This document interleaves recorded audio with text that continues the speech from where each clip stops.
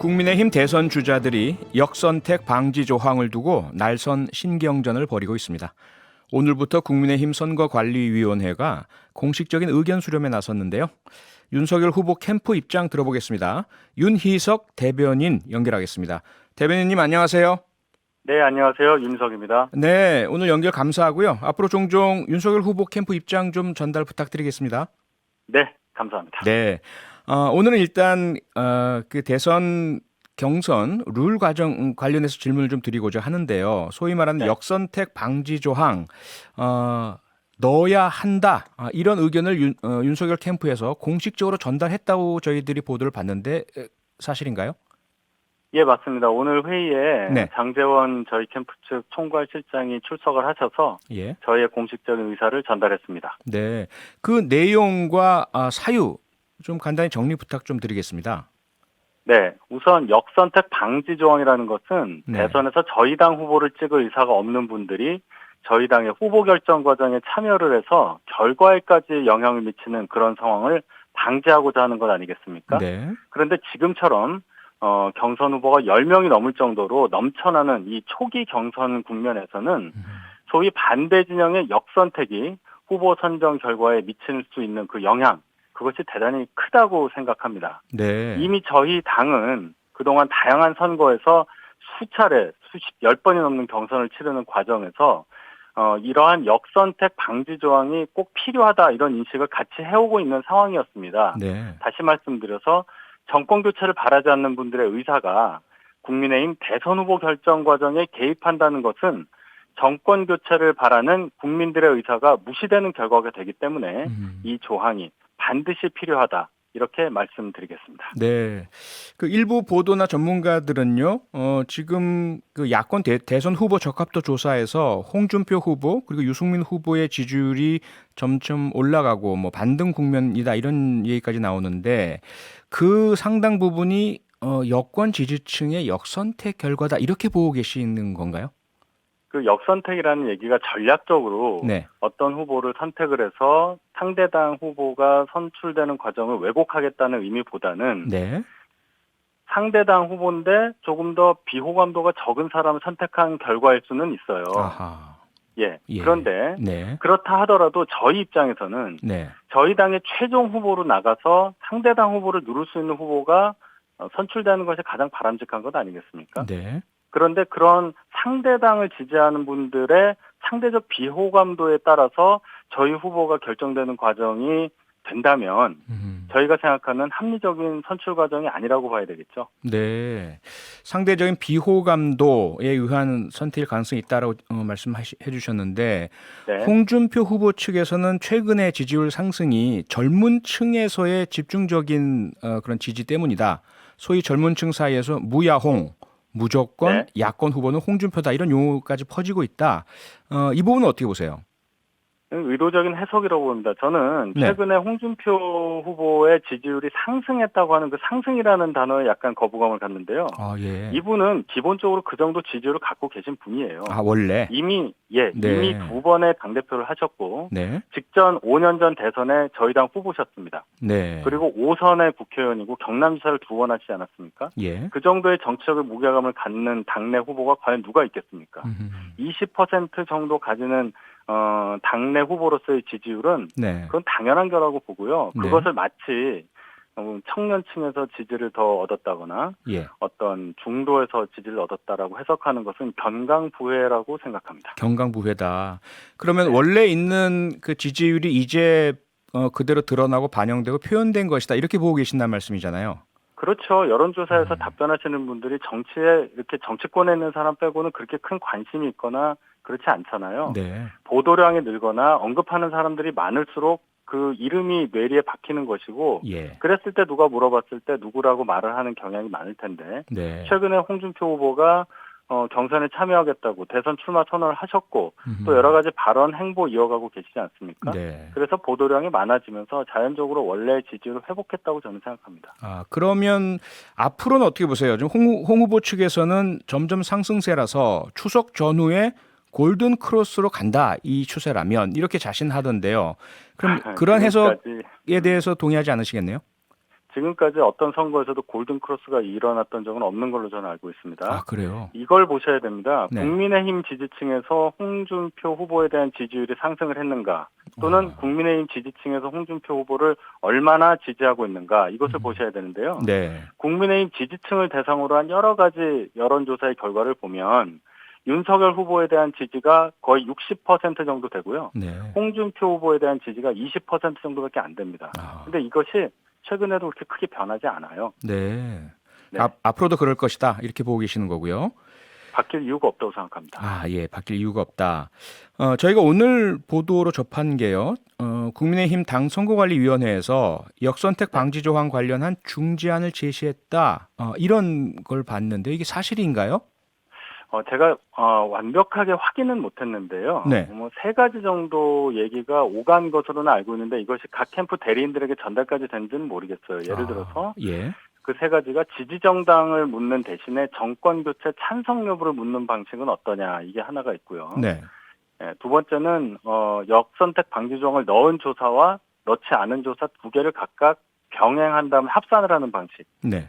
마지막으로는 1차 컷오프 때는 방지 조항을 넣고 당원 투표가 들어가는 2차 컷오프부터는 역선택 방지 조항을 넣지 말자, 뭐 이런 정도 세 가지 정도 중재 카드가 거론은 됐다고 하는데 네. 이것이 말씀드린 대로 직접 캠프 대리인들에 설명이 되는지는 제가 확인을 못했습니다. 아직 공식적으로 전달되거나 됐는지는 확인을 못하셨고요. 예, 제가 확인을 못했습니다. 그러면 이 정도의 중지안이라면 어떠세요? 윤석열 캠프에서는 받아들일 만하다고 보십니까? 저희는 네. 당 선관위에서 저희의 의사를 물어봤기 때문에 네. 저희의 의사를 표명한 것이지, 예. 저희가 이런 안이 안 되면 안 되고 꼭 요 안을 저희가 관철시켜야 된다, 그런 입장은 아닙니다. 어찌되었던 네. 대선 본선에서 민주당 후보를, 상대 후보를 누를 수 있는 후보가 누구인지를 가려낼 수 있는 가장 합리적이고도 명분 있는 경선 룰이 만들어지기를 바랄 뿐이고요. 네. 어떠한 당의 결정이 있더라도 저희는 당의 결정에 무조건 따를 것입니다. 무조건요. 그러니까 네. 설사 지금 그대로 뭐 역선택 방지 조항 전혀 들어가지 않은 상태라 하더라도 받아들이시겠다 말씀입니까? 네. 저희는 뭐 그 결정에 대해서 무조건 따를 만한 충분한 이유가 있어요. 이것이 네. 물론 영향을 미칠 수는 있겠지만은 예. 저희는 자신 있는 그런 입장이고요. 자신 있다. 지지율, 네. 지지율에서 많이 앞서고 있다고 생각하고, 네. 또 여러 후보들의 입장은 다 이해를 하는데 이런 문제가 많이 불거지는 것이 네. 모두를 위해서 좋은 것이 아니기 때문에 이 정도까지만 저희가 대응하겠습니다. 예. 그러시군요. 그럼 뭐 크게 문제될 건 없어 보이는데요. 어떤 결정인지 이든지 받아들이겠다라고 하시면 네. 다만 이제 그 외부에서 볼 때는 줄다리기가 있는 것 같고 상당한 좀 이 경선 룰에 대한 갈등이 있는 것으로 보여져서 그런 주장들을 저희가 접합니다. 이 유승민 후보 같은 경우에 경선 룰을 토시 하나 고쳐서는 안 된다. 이런 주장 접하셨잖아요. 그리고 네. 지금까지 어떤 대선 경선에서도 한 차례도 역선택 방지 조항이 들어간 적이 없다. 그 부분에 대해서는 뭐 수긍을 하시는 건가요? 전례 없었던 것은 맞는데요. 네. 그때는 그만한 이유가 있었습니다. 2007년 대선부터 시작을 해보면 그때는 이명박 박근혜 두 거물의 경쟁이었는데 예. 당시 야권 지지층이 이 두 분 중에 누구를 딱히 선택을 해도 결코 야권에 유리하지 않을 만큼 이미 대선 승부는 기울어져 있었습니다. 반대 진영에서 역선택 유인이 없었다는 얘기예요. 예. 그 다음 5년 후 2012년 경우에는 박근혜 후보가 다른 후보들을 월등히 앞섰기 때문에 네. 역선택 여부를 고려할 의미가 전혀 없었고요. 네. 바로 5년 전 17년 대선 경우에는 탄핵 직후 대선이었습니다. 저희가 후보를 세우기조차 어려웠던 시절이었음을 감안을 해야 됩니다. 결국은 지금은 후보가 너무 많고 네. 또 경쟁이 치열한 가장 근래 첫 경선이라는 의미를 봐야 합니다. 전례 유무를 떠나서 이 문제를 논의해야 될 상황인 거는 맞다는 얘기죠. 네. 또 이제 이런 반론도 있습니다. 어차피 대선은 뭐 역선택 모두를 떠나서 국민의 다수 지지를 받아야 되는 것 아닌가. 그러면 네. 당내 경선부터 개방해서 누구든지 참여할 수 있도록 하는 것이 본선 경쟁력을 짚어볼 수 있는 가늠자다. 그런데 왜 역선택 방지 조항을 요구하느냐. 예. 이런 말이 있지 않습니까? 명분상으로는 맞을 수도 있는데요. 잘 생각을 해보면 전 국민을 대상으로 해서 외연을 확장할 수 있다는 그 논리에는 네. 약간의 비약이 있다고 봅니다. 예를 들어서 예. 저희 후보를 찍을 의사가 전혀 없는 분에게까지 저희 후보가 누가 됐으면 좋겠습니다. 좋겠습니까? 라고 묻는 것이 네. 어떻게 외연 확장에 도움이 되겠습니까? 아하. 무당층에는 충분히 가능한 얘기예요. 네. 무당층을 상대로 해서 지지 후보가 없다는 무당층을 상대로 해서 저희 당 후보가 누가 됐으면 좋겠습니다라고 저희가 접근을 하고 저희가 근접해서 말씀을 물을 때 네. 그럴 경우에는 어느 정도의 외연 확장 효과가 가능하다고 볼 수 있을 것입니다. 자, 그러면요. 예를 들어 그런 민주당 지지층, 여권 지지층만을 제외하고 무당층 등을 포함하는 것이 외연 확장 등이 바람직하다. 이렇게 이해가 되는데요. 그러다 보면 전문가들의 주장은 사실상 국민의힘 당내 경선에 참여할 여권 지지자가 얼마나 되겠느냐. 적어도 영향력을 발휘하려면 최소 수천 명 이상의 조직적인 동원이 있어야 될 텐데 그건 네. 거의 현실적으로 어렵다. 이런 주장에 대해서는 동의하지 않으시나요? 사실 그 말씀이 일리가 있습니다. 네. 유권자가 4,200만이고 저희가 만약에 전화로 경선 여론조사를 통해서 경선 과정을 진행을 하다 보면 한 1,000명, 1,000명에서 2,000명 정도를 뽑을 거거든요. 네. 그중에 전략적으로 이렇게 학습이 돼가지고 역선택을 전략적으로 하실 분들이 몇 명이나 되겠느냐를 생각을 해보면 또 전화를 받을 때 네. 국민의힘 지지층이 아닌데도 예를 들어 민주당 지지층인데도 국민의힘 경선입니다 하고 전화가 왔을 때 그 전화를 끝까지 응하실 받고 계실 분들이 얼마나 되겠느냐. 그렇죠. 이것을 생각을 해보면 상당히 적을 거라고 생각은 됩니다. 네. 근데 논리적으로 예. 저에게 의사를 물어본 거 아니겠습니까? 당에서 네. 저희들 지지하지 않는 분들까지도 저희 후보를 결정하는 과정에 참여하는 것이 맞느냐 여부를 이론적으로 따진다면 아하. 저희는 그것을 배제하는 것이 맞다는 의사를 표시한 것에 불과합니다. 네, 의견의 표시였다.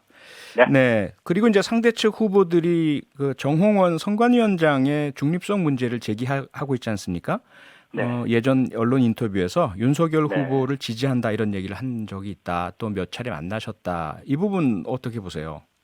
제가 그 인터뷰를 쭉 봤거든요. 네. 근데 그 내용을 완전히 그 의도적으로 왜곡한 거라고 봅니다. 이 아, 정호원 그래요? 선관위원장이 네. 특정인을 지지한다는 의사를 밝히지 않았어요. 그 인터뷰가 길지도 않아요. 아, 내용을 네. 보면 네. 기자의 질문이 이렇습니다. 주목받는 야권 예비주자 3명, 윤석열, 최재형, 김동연 두 분에 대한 장단점이 뭡니까? 라고 물어보니까 네. 세 사람 모두 검증을 마치지 않아서 검증을 마친 후에 대한민국을 지키고 유지 발전시킬 수 있는 사람이라면 지지하려 합니다. 이렇게 대답했고요. 네. 지금 제일 절박한 자유민주주의 가치를 지켜줄 사람이면 된다. 그런데 지금 단계에서 지지 대상을 누구라고 논하고 싶진 않다. 이렇게까지 말씀을 하셨거든요. 아, 예. 그렇기 때문에 정홍원 선관위원장이 윤석열 후보를 지지한다고 말씀하신 적은 없는 거예요. 그래서 공정성 문제, 네. 이 인터뷰 내용을 가지고 공정성 문제를 거론할 그런 상황은 아닙니다. 네. 오늘 말씀 감사하고요. 앞서 말씀드린 것처럼 앞으로 종종 윤석열 캠프 입장 좀 전달 부탁드리겠습니다.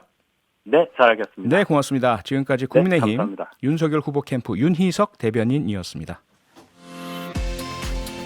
평일 저녁 6시 5분에 여러분을 찾아갑니다. MBC 라디오 표창원의 뉴스 하이킥.